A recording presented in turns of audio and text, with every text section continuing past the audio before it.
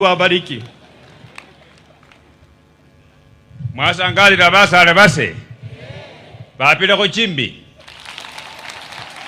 Unajua huyu party leader wa Jubilee, huyu Sabina Chege, huyu mama wakati tulimaliza kura ya 2022 akapiga hesabu, party leader wa Jubilee alikuwa rais wa zamani Uhuru Kenyatta.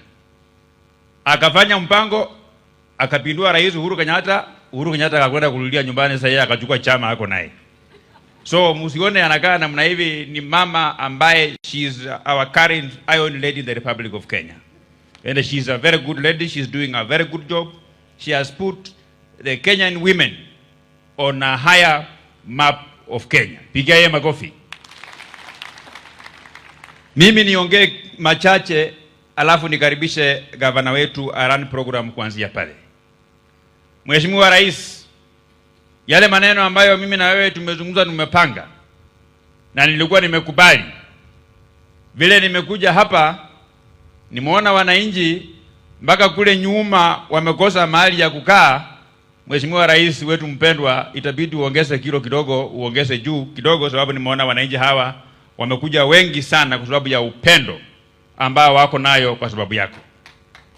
Na ningependa Kenya yote iige mfano ya watu ya Kimilili. Watu ya Kimilili sio wa kabila. Kimilili hii iko na kabila zote za Kenya. Tuko na Wasabaot, tuko na Wajaluo, tuko na Wateso, na tuko mpaka na kabila zingine zote hata za Wakikuyu wako hapa. Na mwaka wa 2017 wakati Kenya yote na pande hii yetu ya mkoa wa Magharibi walikuwa wataki ile chama ya Jubilee, kabla hiyo chama haijaharibika, hawa wananchi hawa walinichagua kwa hiyo tiketi ya chama ya Jubilee, kwa sababu ya ile heshima ambao walikuwa nayo kwako na mimi kama kijana yako ya mkono. Na vile walinipigia kura, Mheshimiwa Rais, hii Western Kenya yote mimi ndio nilikuwa mjumbe peke yake wa Jubilee first term. Wajumbe wengine wote kina Dana Wanyama hawa, kina Waluke hawa walikuwa wamekula miaka 5, miaka 10. Kwa hivyo wananchi hawa wa Kimilili si wananchi ambao ni wakora, ni wananchi ambao wanasikiza na wanafuata vile viongozi wao tunawaelezea. Na mtu asije akakwambia ati wananchi wa Kimilili ati wa Bungoma ati ni masikini. Mheshimiwa Rais, for the purposes of record, wakati kulikuwa na serikali ya wabeberu, serikali ya mbeberu ule ambaye alikuwa anakaa huko Nairobi, kaunti ya Bungoma, County Council ya Bungoma ikiongozwa na Paskari na Bwana, tulikopesha serikali ya Uingereza shilingi dola milioni 12. Pesa hiyo mpaka ule mzungu hajarudisha mpaka siku ya leo. Na sisi hapa, Mheshimiwa Rais, sisi Kimilili hii pamoja na constituencies ambazo ziko katika maeneo ya Bungoma, ile ya Rift Valley, Nyanyanda, Rais, hiyo mahindi imetoka hapa Kimilili na maeneo jirani. Kwa hivyo sisi ndio tunalisha Kenya hii. Ile tunakuomba Mheshimiwa Rais, hii maneno ya subsidy fertilizer, tunataka maeneo ambayo ndiyo food basket ya Kenya uongeze kutoka kwa mifuko 2 kwa mkulima hadi mifuko 4 ya mkulima, kwa sababu mwenye kulisha ndio mwenye anakuwa na mbolea nyingi kuliko mwenye kuchukua na kukula. Siko namna hiyo. Jambo yangu ya pili, Mheshimiwa Rais, mimi nimefurahi tumekuwa hapa na chairman wa kamati ya bunge ya Finance and Economic Planning, Mheshimiwa Kura Kimani. Mheshimiwa Kura Kimani, kwa hawa wananchi wa Kimilili kwa maneno ya finance bill, mimi nimekufanyia public participation. Lakini wananchi hawa wamenituma maneno mangapi? 3. Wao wameniambia kwamba serikali ya Kenya inahitaji pesa ndio iendelee kuendesha miradi yao ya serikali. Na wamenipatia mimi jukumu command ya kuunga wewe mkono tupitishe, lakini mambo 3 ufanye. Wanasema ulimwengu kote watu matajiri ndio wanatoshwa pia ushuru, ndio wale pia hata wale ambao wako chini wafaidike na wao. Sisi tunataka Mheshimiwa Rais, uongeze ushuru hata mpaka kwa nguo. Kama kuna mtu anavaa nguo ya 10,000 na zaidi, uongeze ushuru kwa nguo ya 10,000 zaidi, uongeze ushuru. Kama kuna watu wengine pia iko na hii makalio wengine hii ya bandia, wasichana ya Nairobi wanavaa ya bandia hiyo, ongeza bei ya hiyo makalio ya bandia hiyo. Alafu pia mambo matatu ufanye. Saa zile serikali ya Kenya iko na pesa nyingi zaidi. Hii pesa ambayo tunapatia wazee wale wa miaka 60 na kwenda zaidi. Profesa Waziri wa Interior, Profesa Abraham Kithure Kindiki, tufanye marekebisho, qualification ndio pata ile pesa ya wazee isikuwe tu miaka 60 na zaidi. Mtu kama mzee kama Oburu Odinga ako na miaka 70 lakini anakaa kama kijana ya miaka 40, huyo anatolewa kwa ile program. Lakini kuna wengine ako na miaka 45 ama 50 lakini vile anakaa kama wa 70, hao pia waingizwe kwa ile program ya ile pesa ya serikali, wapate ile pesa ya serikali. Kusonga mbele. Saa ile umeunda uchumi na uchumi umekuwa sawa sawa, Mheshimiwa Rais. Ukumbuke hawa mama wetu hawa. Wale wa mama ambao wametuzaa hawa. Wale wa mama ambao wanaendesha uchumi ya vijijini hawa. Uweke pia fund ya kushughulikia wamama wajane ambao wazee wao walikufa. Pia wapate pesa kama ile ya wazee ambayo wewe umeimplement katika serikali yetu ya Kenya. Na si tu kwamba wale ambao walifiwa na wazee peke yao. Tuko na wengine wengi. Mzee yako lakini yako mteja huwa hapatikani kwa nyumba, pia hao watambulike, wawekwe hapo kwa program, wapate pesa ya serikali ndio isenge mbele. Mheshimiwa Kimani Kurio ukifanya namna hiyo, hiyo bili yako yote tutaiunga mkono na wananchi hawa wamenipatia nafasi ya kusukuma isonge mbele. Jambo yangu ingine ambayo ni ya muhimu sana, Mheshimiwa Rais. Mimi wakati nilichaguliwa hapa kama mjumbe wa sehemu hii mwaka wa 2017, tulianzisha mpango wa kuondoa mashule yote ambayo ilikuwa imejengwa kwa matope. Tulikuwa na shule zaidi ya shule 18. Shule hiyo yote tulitoa, tukajenga shule mzuri za ghorofa ambayo watoto wetu wanasomea ndani. Na mimi nimeambia wananchi hawa kufika mwaka wa 2027 niko na primary schools hapa 62. Hiyo primary schools 62 yote mimi kama mjumbe yenu tumekubaliana kwamba hakuna shule ya primary itakuwa na mijengo ya zamani. Tutaondoa ile mijengo ya zamani yote, tuweke kabro, tuweke tiles, ndio watoto wetu wakifikisha pale kusoma, hata kama anasoma polepole atakuwa number 1 na kupita na kuwa mtu mkubwa katika serikali yetu hii ya kusonga mbele. Mheshimiwa Rais, tunakushukuru kwa sababu umelete mipango ya kufufua ya kujenga hii Technical Training Institute. Wakati umefika hapa Bungoma, tumeenda tukafungua Webuye West Technical Training Institute. Kwa historia tu, Mheshimiwa Rais, shule ya kwanza hapa maeneo yetu hii ya Bungoma North ilikuwa hii chuo chetu cha Matili Technical Training Institute. Hii Matili hii ndiyo imezaa Kisiwa Technical Training Institute, ndiyo juzi imezaa hii Webuye Technical Training Institute, hiyo ndiyo imezaa na Bingenge Technical Training Institute. Vile tunaongea saa hii ni mjamzito karibu inazaa Magemo Technical Training Institute huko Webuye East. Sasa kama angekuwa mama na amezaa hii watoto yote, angekuwa na maalama mingi kwa tumbo yake.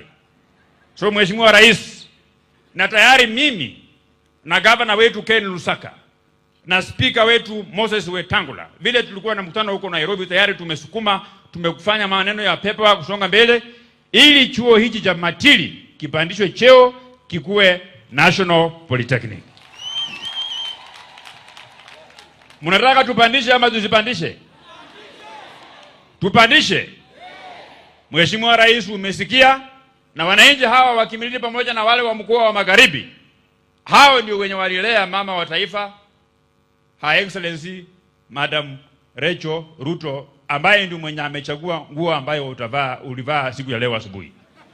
Na mimi vile nimeona, nimesikia, unajua wewe ni rafiki yangu Mheshimiwa Rais, vile nimesikia hao wananchi wamesema usipopandisha hiyo Matili ni kama watakuja kuchukua mama wa taifa, na wamesema watachukua mpaka watoto wakuja nao nyumbani. Kwa hivyo itabidi hapo Mheshimiwa Rais ujipange na hiyo kusonga mbele. Kwa mambo ya barabara, mimi nataka kuambia nyinyi sisi viongozi wote sio wajinga. Tunajua kitu ambayo tunataka, tunajua what it takes for us to be where we want us to go. Barabara hii ya kutoka Bokoli, kutoka Sikata kuja mpaka hapa Kimilili. Mheshimiwa Rais, ulinipatia cheo kidogo, mimi nakaa kwa kamati ya barabara. Na kwa ile cheo yangu kidogo, Mheshimiwa Rais, kwa budget ya mwaka ambayo ulipita, mimi nilingangana nikaweka hapo shilingi milioni 40. Budget ya mwaka huu tena ningangana nikaweka hapo shilingi milioni 53. Na wewe vile umenihakikishia kwamba uko tayari kuangalia hapa na pale, uweke milioni nyingine 400 barabara ikwishe mara moja, mimi niko maombi, tunakuombea. Kwa hiyo wewe uweke hiyo mahali, vile tumezungumza, najua kufika hapa utaelezea wananchi hawa wa Kimilili. Na barabara nyingine kutoka pale Maini kwenda mpaka ile Kapsokon, vile tulizungumza, ukasema huko sawa sawa. Hizo barabara kubwa tumekuachia Rais, na tayari pia umeniambia leo asubuhi kwamba vile hizi matrela zinatoka kule Malaba, kule Ruahaha, zinapitia Chwele, zinapitia hapa Kimilili kwenda mpaka Kamkuiwa. Wewe mwenyewe pia umekubali kwamba hii barabara hiyo kutoka Ruahaha mpaka pale Kamkuiwa utaipanua ikuwe barabara kubwa, ndio hizi matrela siweze kuja kuharibu watu hapa. Sisi ile ambayo tunafanya, tutakufanyia maombi, na ndio wananchi wa Kimilili mkiona mimi naunga mkono finance bill. Si tunaunga mkono kama mtu mjinga, naunga kwa sababu najua iko maneno yetu iko huko ndani. Jambo yangu ingine, Mheshimiwa Rais, na hii ni ya muhimu sana. Tuko hapa leo kwa hafla ya maombi. Mimi hata tangu jana asubuhi nilikuwa nimejua hii maombi tutafanyia huko pengine Sirisia ama Kibabi. Lakini hii wamama wa kanisa yetu ya parish ya St. Leo the Great, hawa mama waliamua wakaenda kufunga na kuomba. Wakati walikuwa wanafunga na kuomba, mimi nikashtukia vijana wako nikasoma, nikaona program imebadilishwa. Imekuja hapa Mtala Stadium. So leo asubuhi wamekuwa pale kwangu. Wakaniambia tumekuwa tukifanya harambee ya kununua basi ya kufanya kurahisisha usafiri wao. Na hao wamehangaika, Your Excellency, si watu pia wa chini, wako juu kidogo. Kati ya shilingi milioni 7 ya kununua hiyo basi yao. Na hii ni parish ambaye inasimamia maparishes zote za hapa Kimilili. Ikiwemo ile ya Matili, ile ya Hwiroro, ile ya Kamasielo na ile ya Hamalati. Kwa hivyo hiyo mama wote wa constituency hapa walichanga pesa wakafikisha milioni 4. Sasa ile ambaye imebaki ni milioni 3. Na hiyo milioni 3, Mheshimiwa Rais, nataka tusaidiane. Wewe utoi milioni 3, mimi nitawapatia transport ya kuendea kuchukua hiyo basi huko Nairobi. Unajua Biblia inasema unasindikishwa kama uko kwa safari ya kuelekea. Hao tayari wako kwa safari, wako na milioni 4, na pia mimi Your Excellency kama kijana wako ya mkono pia nimejikaza, si ati wewe ulete tu bus, mimi ndawapea transport na lunch ya kuendea hiyo bus huko Nairobi. Jambo yangu ya mwisho, Mheshimiwa Rais, vile umesikia wabunge kutoka Kakamega vile wamekuwa hapa wakazungumza. Hata nimeona leo asubuhi Senator wa Kakamega katika Twitter handle yake amesema ya kwamba ati ni kama Bungoma town is overtaking Kakamega, which traditionally has been the regional headquarters of a former province, Western Province. Na mimi vile nimeangalia ni ukweli, Bungoma kidogo nimeona Bungoma inasonga songa. Na hii ni kwa sababu kwa kizungu tunasema wakati kitu inarudiwa inaanza kukaa kama ni ya ukweli. Wakati unakuja nyumbani kwa barabara, kama wewe ni mzee, unakutana na mtu anasema wewe umekuwa mwenda wazimu, ukute mwingine anasema kumbe wewe umekuwa mwenda wazimu, ukute mwingine anasema wewe ni mwenda wazimu. Ukifika nyumbani, hata kama wewe sio mwenda wazimu, utafikiria wewe ni mwenda wazimu. Unawekewa chakula hapa, utaenda kukaa kwa jua, utatoa longi unavaa kwa kichwa.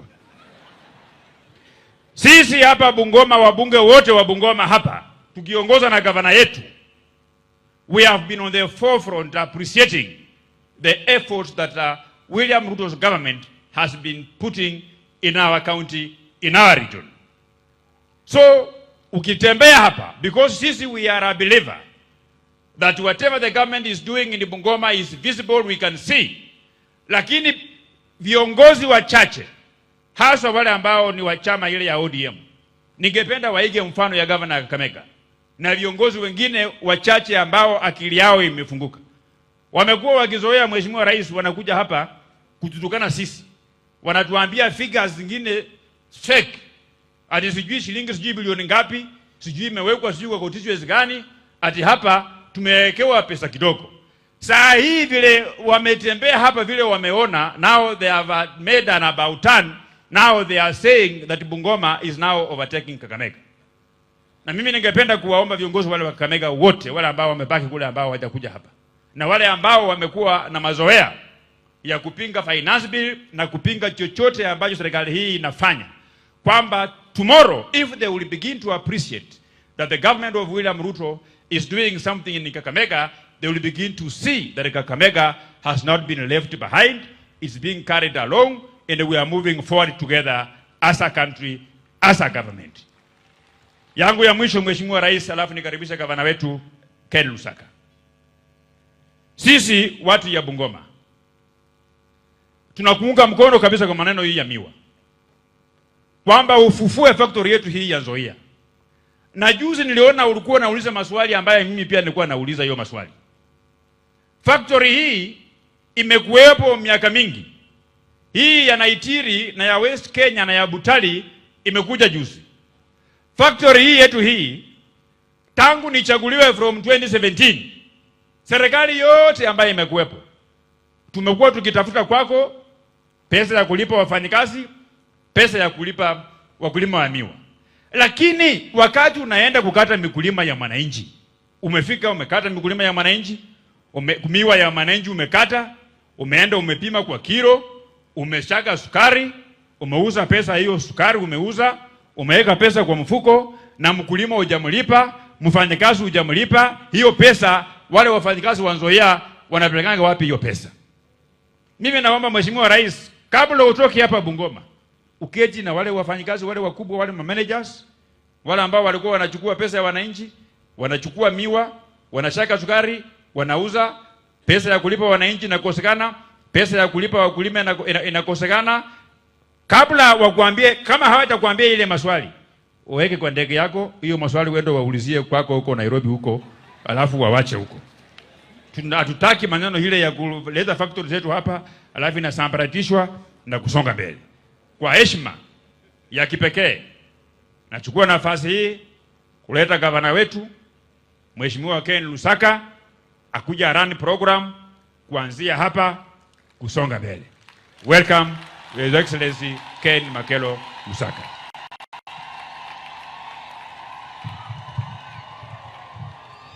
Basi asante sana Mheshimiwa Didmas, mgeni wetu siku